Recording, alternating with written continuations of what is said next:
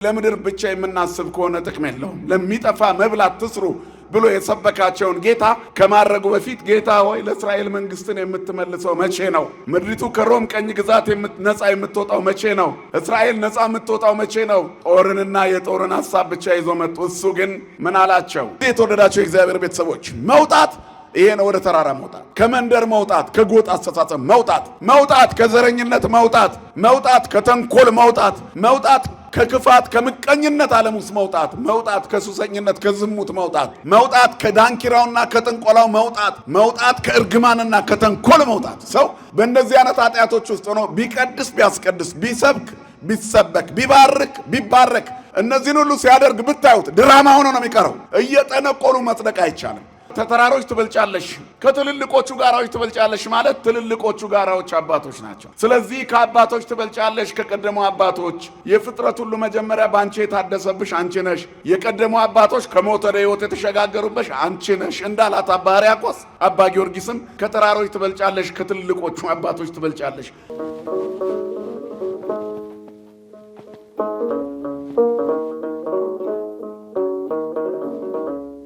ሰሞኑ የዕርገት ሳምንት ስለሆነ ከሚቀጥለው ሳምንት በኋላ ደግሞ በዓለ ጰራቅሊጦስ መታሰቢያ ስለሆነ በቤተ መቅደስ እያመሰገኑ ቆዩ ነው።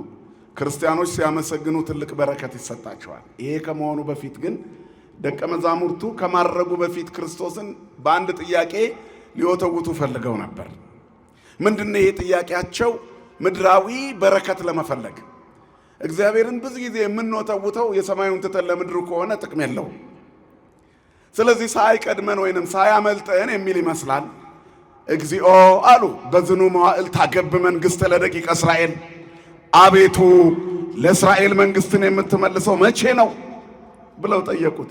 እነሱ ሐሳባቸው ከሮም ቅኝ ግዛት እስራኤል ነፃ ወጥታ የሮማ ባንዲራ ተነቅሎ የእስራኤል ባንዲራ ተሰቅሎ እሱ የእስራኤል መሪ ሆኖ እነሱ የእስራኤል ባለስልጣናት ሹማምንት ሚኒስትሮች ሆነው በምድራዊ ሐሳብ ላይ ያተኮረ ነው።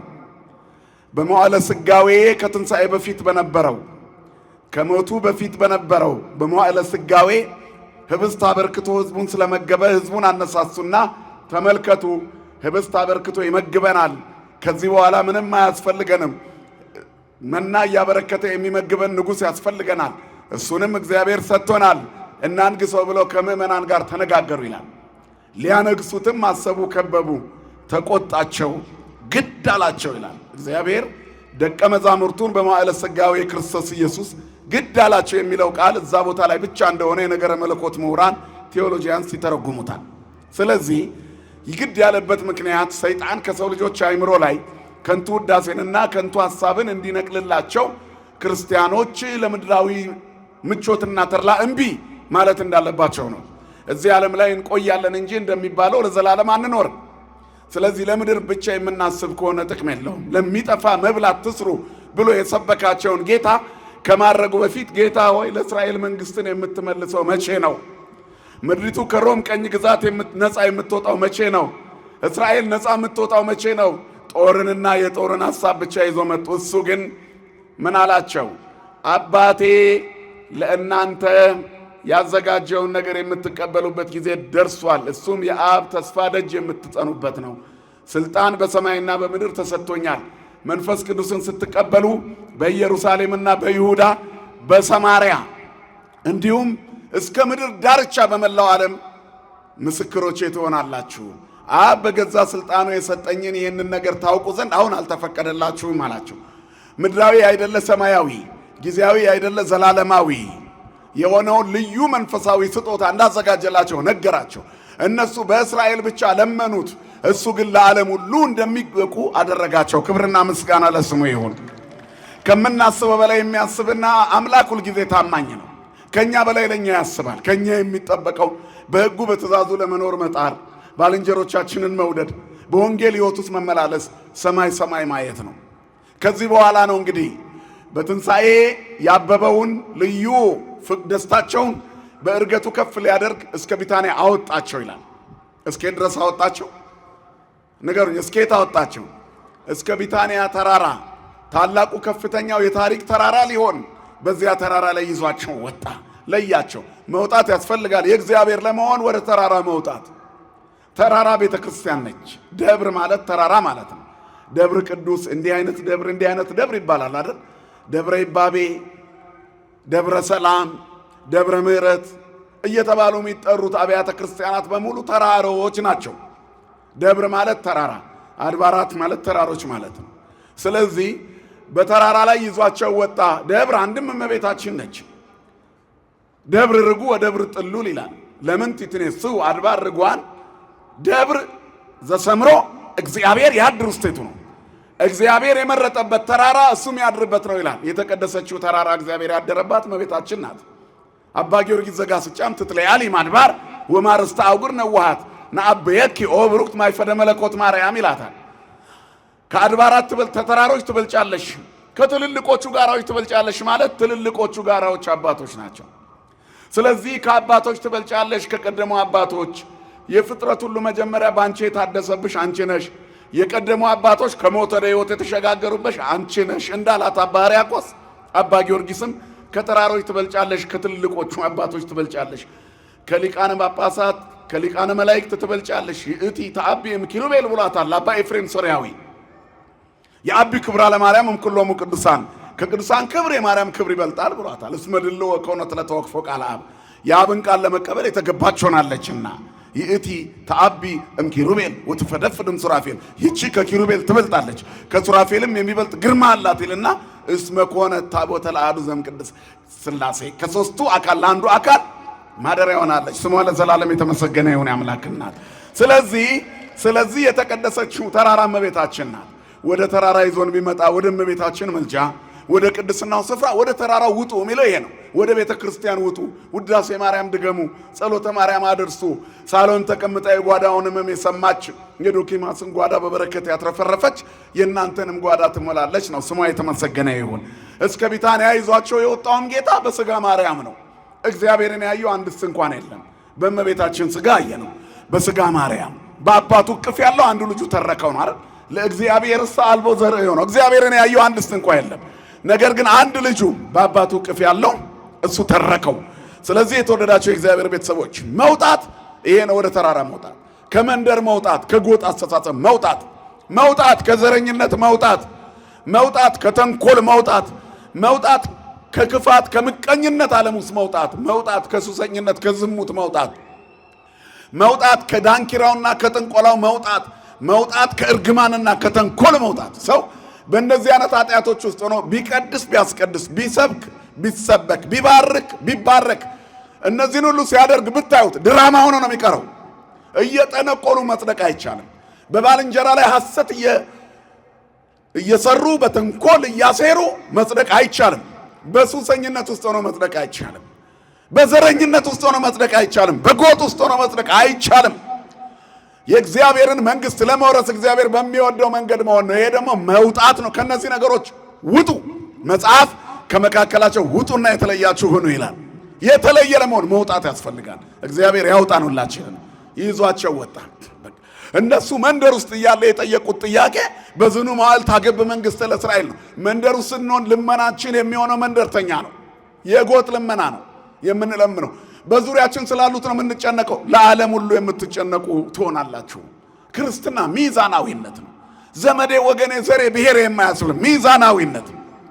ግራና ቀኝ የማያይ ሁሉን እኩል የሚያይ ሚዛናዊነት ክርስትና።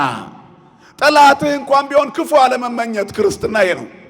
ይሁዳ መጥቶ እየሳመ ሲሸጠው የእኛ ጌታ ያሳየው ነገር ታውቃላችሁ። ወዳጄ ሆይ ለምን እንዲህ ያደረግ? ክርስቶስን ያሳዘነው የይሁዳ ድርጊቱ ነው። እንደዛም አድርጎበት ግን ይሁዳን ወዳጄ ማለት አልተውም። ያ ብቻም አይደለም። የገረፉት፣ የሰቀሉት፣ በመቃ የመቱት፣ በችንካር የቸነከሩት፣ አክሊለ ሦክ የደፉበትን ኦ አባ ስሕረይ ሎሙ እስመ በዘ ኢያእምሩ ይገብሩ፣ የሚያደርጉትን አያውቁትምና ይቅር በላቸው ነው ያለው። አያችሁ፣ ሰው ከእግዚአብሔር ጋር ሲያያዝ ፍጹም መንፈሳዊ ይሆናል። ፍጹም መንፈሳዊነት ጠላትን መውደድ ያስተምራል። ጠላትን መውደድ ደግሞ ወደ ተራራ ያወጣል፣ ከፍ ያደርጋል። እግዚአብሔር ከፍ ያደርገን ሁላችንን። ከዚህ በኋላ እስከ ምድር ዳርቻ ምስክሮቼ ትሆናላችሁ አላቸው። ስለ መንደር ሹመት ሲጠይቁት እሱ ግን የዓለም ሁሉ ሐዋርያ ትሆናላችሁ አለ። እንደተባለው በዓለም ሁሉ ዞሮ አስተማሩ። በከፍታ መሄድ የሚቻልበት መብረሪያ ቴክኖሎጂ በሌለበት ዘመን ሐዋርያት ግን በሰማይ ላይ ሄዱ ነበረ። ዛሬ ከፍተኛ ገንዘብ ወጥቶበት የሚኬድበት አውሮፕላን ሳይኖር የሰማይ ላይ መጓጓዣ ሳይኖር ሐዋርያት መጓጓዣ ነበራቸው። እግዚአብሔርን ሲይዙ ሰዎች ከዓለም ሐሳብ ውጭ ይሆናሉ። በደመና መንኩራኩር ይሄዱ ነበር። እነ ጻድቁ አቡነ ተክለ ሃይማኖት እዚህ ገዳማቸው ሆነው ኢየሩሳሌም ደርሰው ይመለሱ ነበር።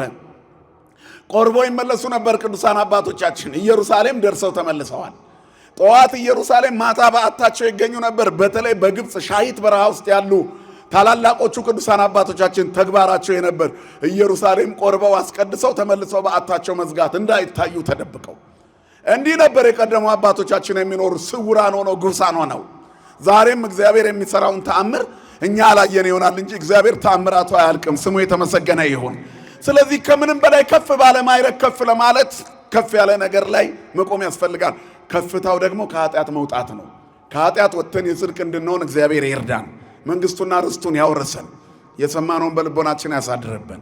ክርስቶስ ተንሥአ እሙታን አሰሮ ለሰይጣን ሰላም ከሆነ ይቆየን። ተቀኘ ለክብርሽ በፍጹም ትሕትና ሊያመሰግንሽ ጽዮን መጠጊያ ነሽ የአብርሃም ድንኳን የታጠረች ተክል እመብዙኃን እመቤቴ የአምላክ እናት ላመስግንሽ ቀን ከሌሊት ለልጅሽም ክብሩ ውዳሴ ታቀርባለች ዘውትር ነፍሴ ታቀርባለች ዘውትር ነፍሴ እመቤቴ እመቤቴ የአምላክ እናት ላመስግንሽ ቀን ከሌሊት ለልጅሽም ክብሩ ውዳሴ ታቀርባለች ዘውትር ነፍሴ ዘውትር ነፍሴ የለመለመች መስክ አምላኬ መረጣት የጽላቱ ኪዳን ታቦቱ ድንግል ናት የሰማይ የምድር ንግሥት ናትና ክብር ይገባታል ዘውትር ጠዋት ማታ እመቤቴ የአምላክ እናት ላመስግንሽ ቀን ከሌሊት ለልጅሽም ክብሩ ውዳሴ ታቀርባለች ዘውትር ነፍሴ ታቀርባለች ዘውትር ነፍሴ እመቤቴ እመቤቴ የአምላክ ያጨበጨባችሁ አመስግኑ።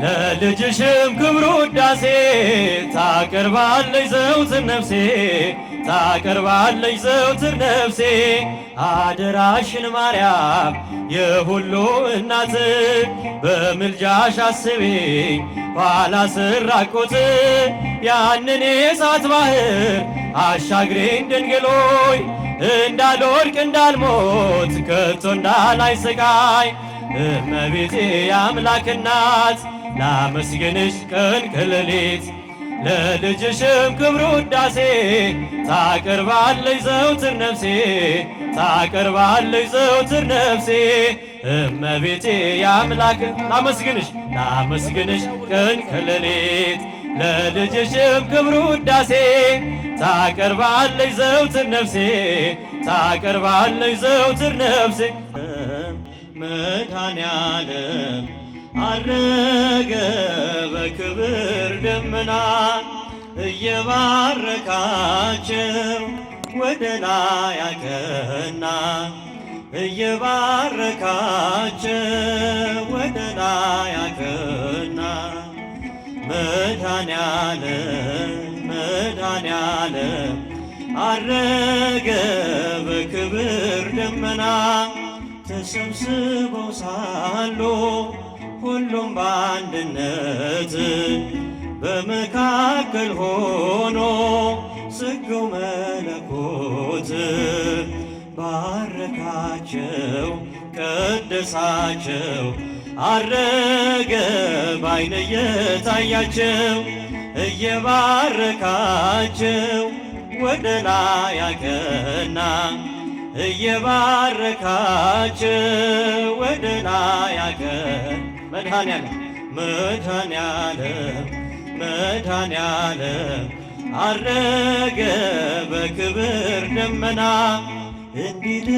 እንዲልክላቸው አጽናኙን መንፈስ ከላይ ከአርያም ከአባቱ ሲደርስ ኃይል ሆናቸው አጸናቸው፣ በቃሉ አንድ አደረጋቸው።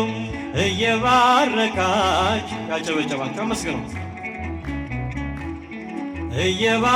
እየባረካቸው ወደ ላይ አቀና።